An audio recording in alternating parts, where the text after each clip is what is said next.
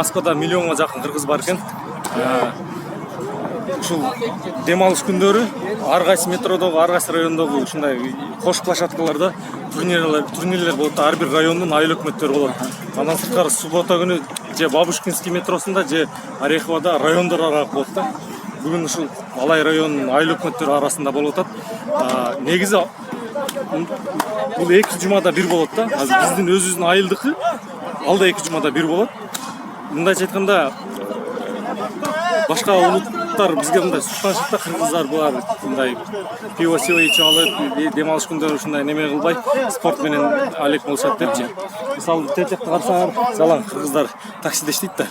Ошолордун машиналары турат да. Ошо азыр бул жактан чыгып алып кайсы жумушта иштешет.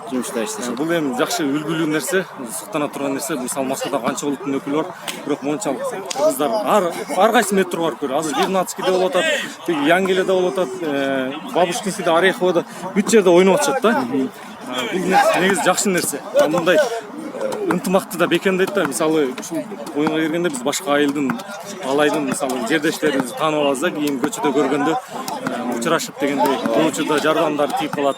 Эми бөтөн элде ынтымакты жүргөн жакшы да. Негизи бул иш-чара мындай суктана турган мисалы нерсе да. Кыргыздар сыймыктана турган нерсе.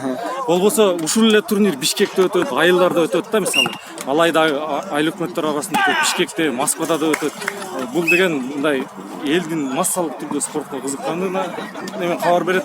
Анан ынтымактуулукту башка улуттарга үлгү берет да. Мага өткөндө бир орус чал айтып калды. Это хорошо дейт, что ваши не пьют, что спортом занимаются дейт. Анан бул нерсе жакшы экен да, кыргыздарга тийбей булар жаман ынтымактуу деп башкаларда тийишпейт. Неме депчи, ушул спорттун чогулгандачы көп майрамдарда чогулушат. Сиз жакшы нерсе. Сиз Москвада уже канчадан бери иштейсиз азыр? Мен 27-майда 27 апрелде жана жогорку кеңештин депутаты Кубанычбек Нурматов топ берген, ушу Москвада мигранттар үчүн райондор арасында. Ошол топко келгем, Алай районунун атынан ойнош үчүн. Ошондон бери Москвадам. Ал аябай бир жакшы иш-чара өткөрдү Кубанычбек Нурматовчу. Ал мурда парламенттин Москва шаары жана Москва областында өкүлү болчу да. Ошону эске алып, мигранттарды колдоо максатында ынтымактуу өткөрдү. Ал турнир Динамо спорт комплексинде болду. Динамо спорт комплексинде сборная Россия Динамо спорт клубу ойнойт да. Андан башка эч ким ойнобойт. Ал деген кыргыздар биринчи жолу ошондой деңгээлде, ошондой залда 7000 көрүүчү менен оюн болду да. Арендасына эле миллионго жакын акча кетти. Призи болсо $5000 тегерегинде да. Бул деген байге үчүн эмес, ошо тарых үчүн оюн болду ошол Динамо спорт комплексиндечи. Мындай сыймыктана турган эле нерселер болуп атат, чынын айтканда. Жакшы. Анан сиздин фамилияңыз ким эле? Сизди ырда жазып калып деп угуп алып. Кудрет Тайчабаров. Сиз бул жерден эле ырларды жазып атасызбы же кандай?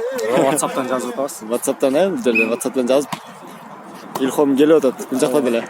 Нурландын көп ырлары бияктан эле жазылып атат. Даниярды Москвадан эле жазып коесуз. Москвадан WhatsApp'tan эле. Жакшы. Рахмат. Комментарийиңизге берген рахмат. Рахмат. Каналыңар көбөйө берсин. Рахмат. Анда дальше финалды тартып көрсөтөбүз. Биз менен болуңуздар.